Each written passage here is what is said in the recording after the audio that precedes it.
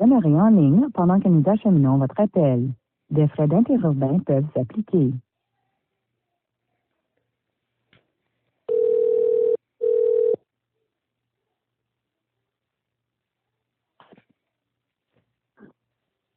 Hello.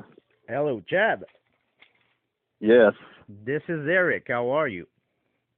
Eric, how you doing, man? I'm good, man. Are you still available for the interview? I am. Cool.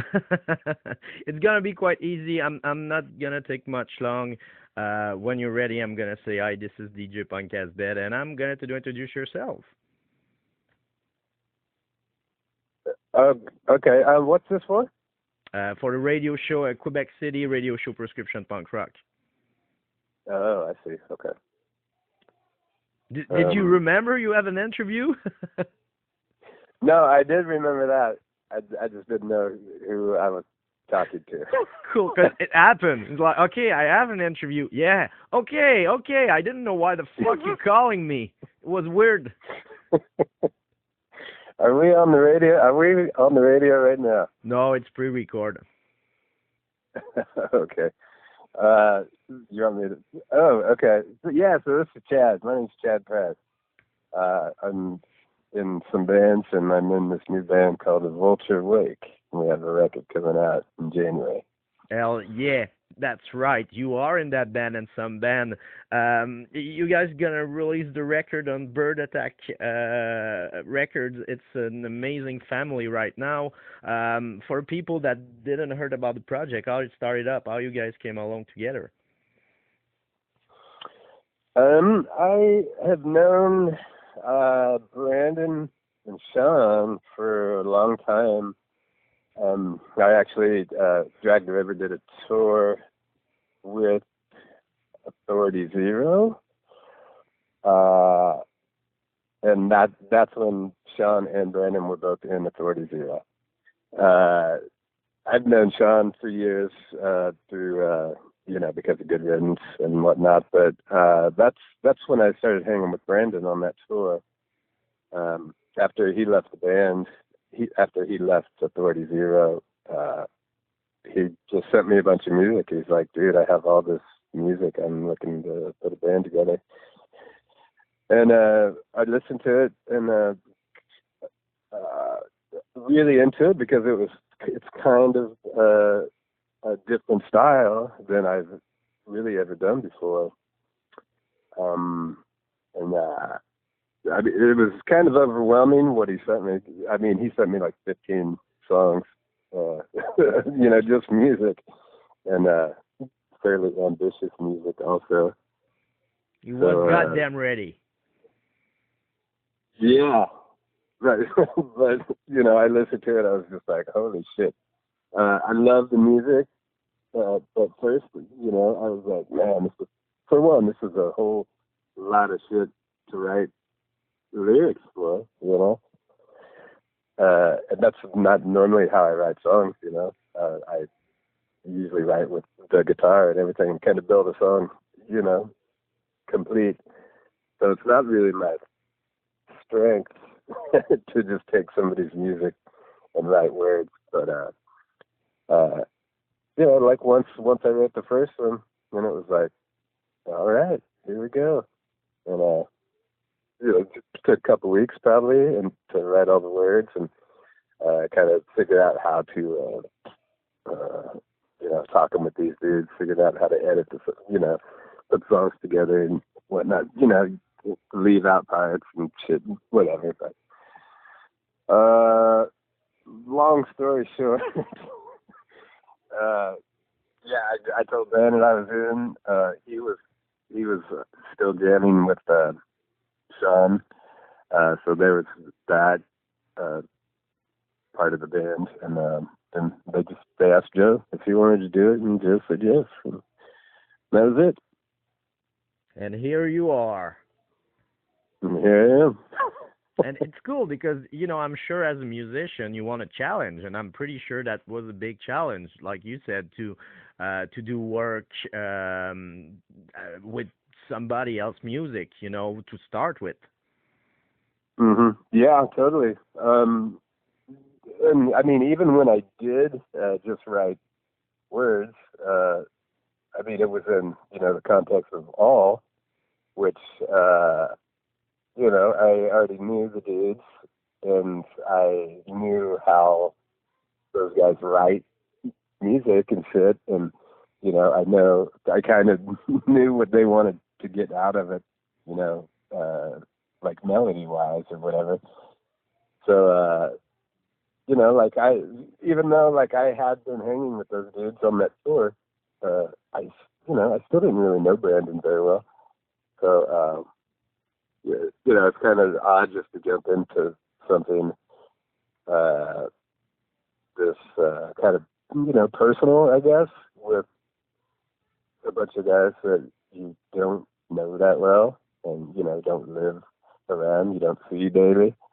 So it was definitely a challenge, and one I was happy to do because I really enjoy the music, and I think what we actually put together is pretty special, I think. Yeah, from what I heard, it's gonna be a really experience. I didn't heard all the songs. It's gonna be released next month, but and Garrett is so stoked. The way he sent me the songs, I'm like, man, you're gonna fucking love it, and I dig it. And you're right, it's totally different from what I heard, and it's cool because we need something different, something freshy, and we're at the era that we're all able to do it more easily, I think. Mhm. Yeah, I was. It's. I mean, I just. I love heavy, fast music. I love singing that way. Super aggressive. But all hasn't done much for years. We haven't toured for many years. We do festivals and shit every now and then, but The rock fest, the punk rock bowling. yeah, shit like that. So we have done that the last few years, but I mean, it's like 3, 4, 5 shows a year. So I was fully ready to just start rocking, and I'm gonna. And I feel it, and it's cool because it's in your blood, and when you don't have any project or anything, I'm sure there's a fucking hole in your life, something that you want to fill with a project, and sometimes it's just it's the timing that wasn't right or anything, but I think everything was collide together, so bring you guys together and go for it. Yeah, everything just exactly. It just kind of happened to be the time, like everybody was, I mean, all these dudes are busy, Good Riddance is still doing shit, and Ragwagon's doing shit, so they, we kind of have to juggle schedules and shit, but, it just kind of worked out. Everybody was super into it, and the time it was just the right time. It just worked. So it's going to be an interesting. There's a couple of shows that are already booked. I think there's a Good Riddance one. Mhm. So Sean's gonna do two, man. Yeah, that's gonna be that. I mean, I know Sean practices his ass off, and he is in good shape, but still, that's Vulture Wake set, and then a Good Wind set. That's gotta take something out of you. I would imagine. I'm sure he wouldn't do a tour. No, shit, no, yeah, that'd be rough. Yeah, but those two, I guess there's like two, shit. I don't even know what we're doing exactly, but yeah, I think there was those 2 shows that we're doing with Good Riddance up there. And it's cool. I think with that project, it's you guys didn't put any pressures, and like let's go with the schedule and everyone, and let's do it if we can. Yeah, totally. Yeah, it's like I did live in Colorado. I just moved to Indiana. I mean, Brandon lives in Texas, and the other 2 dudes live in California. So you leave the winter. What's that? You leave the winter behind you. Yeah. Yeah, but it's I mean, schedule wise, it's shit. I mean, it's always tough, especially when you get older. People have families and shit, and then everybody's in different bands, and it's like, man, it just isn't gonna work. But it's we just kind of take it as it comes. Everybody wants to tour. We know when we can't because somebody else is doing some other shit, and it's cool. We're ready. And anyway, I have a feeling because Garrett has a huge connection with Quebec. There's a couple of Quebec bands signed on Bird Attack. I think about Mute and Dutch Nugget, and I'm sure there's a way we can see you maybe next year or something like that. Because man, I'm excited about that project and congratulations. It's as I said, I repeat myself, but it's freshy, it's cool, and I didn't felt a pressure coming from you guys. Just let's have fun and let's see what we do with that. And it's we feel that through the records. Yeah, cool. Yeah, it was, there's, yeah, there's no pressure, no, but, you also, you want to fucking do something good, At least with that project, you're not the third singer. That is right. Yeah, I got in on the ground floor on this one. So yeah, even though like there's no pressure, it's like we'll just get to it when we get to it. It's still like I want this thing to be good. Like real good. Like I'm gonna work my ass off to make sure it is, and we did, and I think it is. So yeah, as soon as the record comes out, putting releasing the record in the winter isn't really ideal, you don't really want to go, I'm going to go to Canada in January. When it comes to Quebec, it's -40 right now. We have like something like 45 pounds of snow out there. Oh, Jesus. Yeah. So that it's, it's not the ideal time to be going on tour, but we are ready, and like everybody's itching to start playing these songs. We've only played a couple shows, like in California, and since none of us live close to each other, it's like we don't get to practice that much. Like we don't get to play shows. It's like fuck, we're ready to finally just hunker down and start practicing and playing shows and shit. So it's an explosion when you guys get together. Yeah.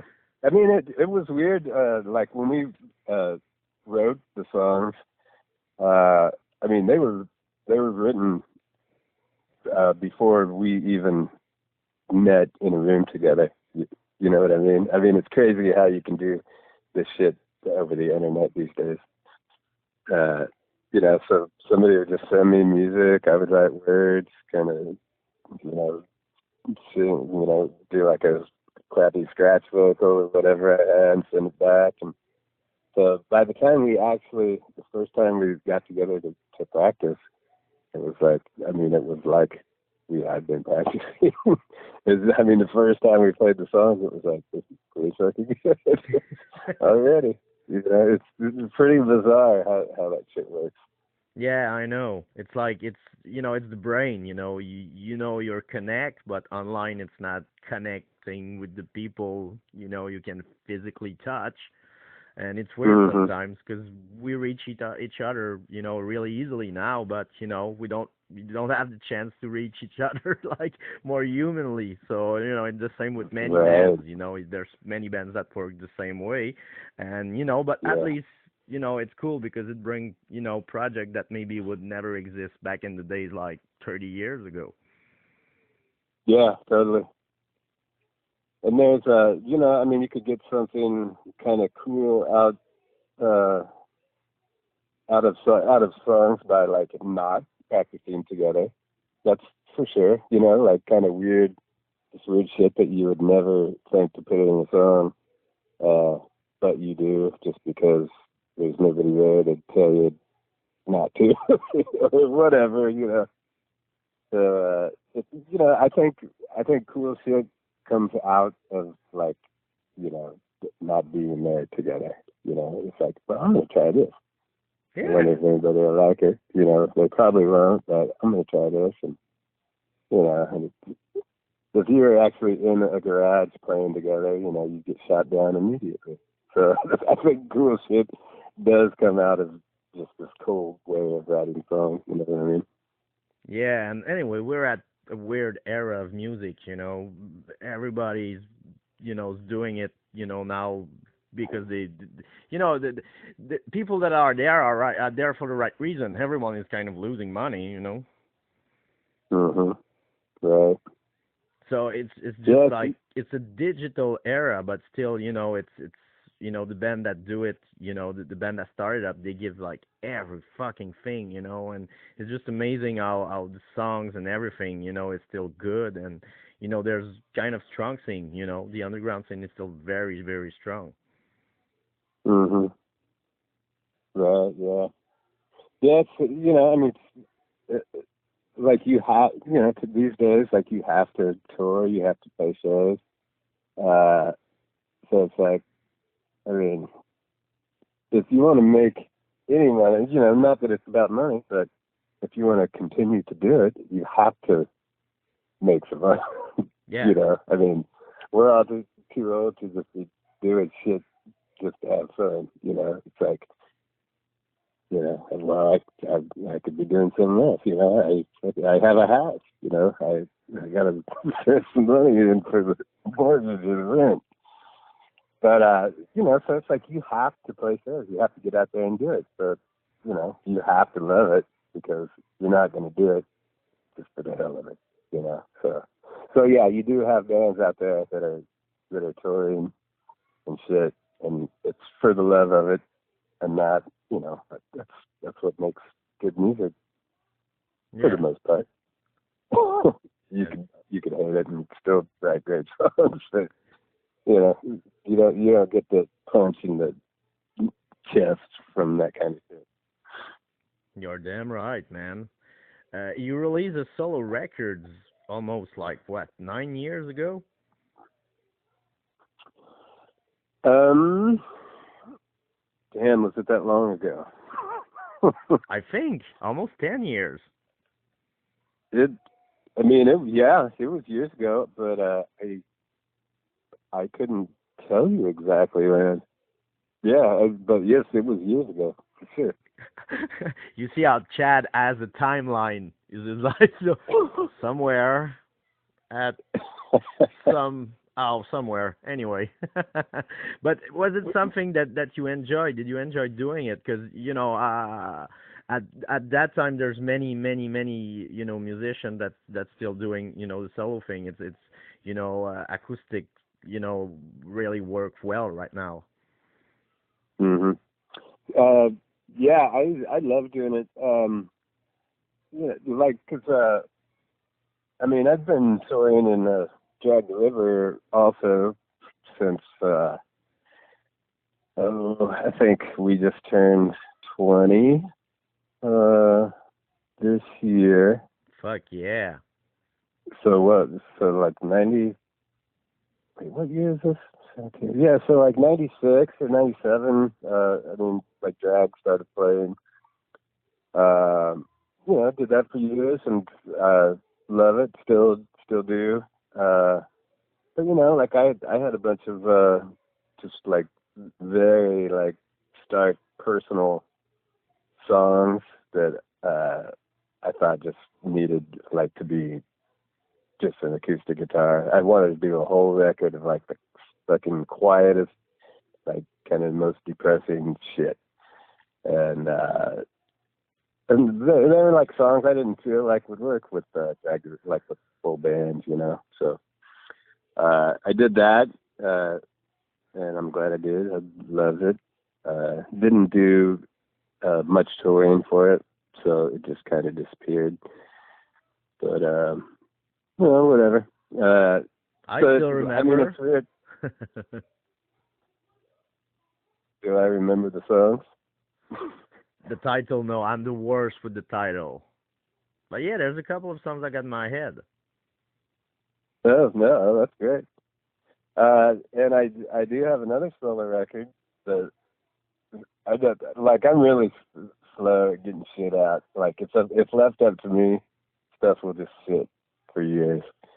Like I recorded this newer solo record. I mean, it's been done for probably 10, 11 months, and I'm still just kind of sitting on it. I'm like, well, what am I going to do with this? Uh, so, like, I was, getting ready to send it to some people and shit, and but that's when this Vulture Wake came around. So I kind of put all my efforts into writing for that, and like right now, I know that we're gonna, in the next month we're gonna get pretty busy. So the solo record's just gonna sit on the shelf a little longer, like maybe until like summer or fall next year until I do something with it. But the new solo record is different from the first one. It's almost all full band, and got a little more experimental. I wanted to kind of dive into kind of Pink Floyd territory or something, like real atmospheric. Like a lot of reverb and some kind of effects and stuff. I just wanted to do something really cool, and because who knows if I'll put a band together for it, who knows what'll come of it, who knows if anybody will even hear it. But it's cool that you think about it, because there's so many musicians that I met and said, "Oh, that record, I fucking hate it," and I'm like, "Why the fuck did you release it if you fucking hate it?" "Oh, at that time I was fucked up and I released it." Okay, but yeah, just take a step back. Even if you're fucked up, and think about it twice, or think about, what I can do next with that record. Is that I want to do something more? Is it an acoustic? Is it, and I think it's cool that, music evolve too, it's just not the song writing, it's the songs that evolve live with the people and everything. Mhm. Yeah, it's I mean, sure, like sometimes you put out shit and you end up hating it. For whatever reasons, maybe you're fucked up, maybe you ran out of time and money. It's, I mean, that shit does happen, obviously, but I mean, if you feel that strongly about hating something, it's like, I mean, you liked it at some point, right? I mean, somehow, somewhere, something caused you to like go into a studio or whatever, your friend's garage, and record all this shit. So like, why did you? You just have to remember what we're here for. It's like, well, I write songs, so do you like? I mean, if you hate your songs that much, stop writing songs. I don't get it, but there's a couple ones. But anyway, Chad, it's so cool to have you back with that project, and I must say congratulations again. I know you did a hell of a job, and man, hope to see you next year's. Cool, man. Yeah, absolutely. Quebec. Yeah, I appreciate you taking the time to talk to me. We'll definitely be up there sometime next year, and thanks for listening. Thanks, man. Chad, before we leave, we're going to celebrate soon our 550 episode. Mm-hmm. So do you mind doing just a really simple ID like, hey, this is Chad from A Vulture Wake and happy 550 show? What's the show called? Prescription Punk Rock. Prescription Punk Rock? Yes. PP 500? PPR. PPI. Oh, the station is no, it's because we short the name. We say PPR, but the station is CKIA CKIA. 80 89.1 FM. Oh shit. Do I have to say all that? No. I was like, he really like to challenge himself. I mean, that would involve me writing some shit down. You can just say like happy 500 to prescription punk rock or stop at 500. Feel it the way you want. Okay. Yeah.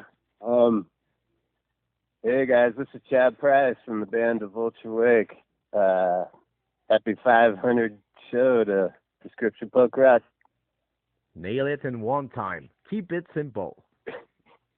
It was pretty scrappy, but no, it was cool. All right. Seriously, Chad, thank you from the bottom of my heart, man. I appreciate so much that you took time for our Quebec radio show, man. No problem, man. Yeah, thanks for giving me a call. Yes, and I hope to see you next year. I remember I was there at the Rock Fest with Al. It was my first time. I was a virgin, and I was so fucking excited, man, and you nail it. Oh, cool. Yeah, that was a fun show. I think I cry at the beginning. Good. I'd love to hear that. But I took my emotion and, but it was amazing to see you guys. Cool, man. Thank you. So let's hope we see each other with that project. And man, congratulations. Say hi to everyone. And again, thank you, man. Cool, man. Thanks.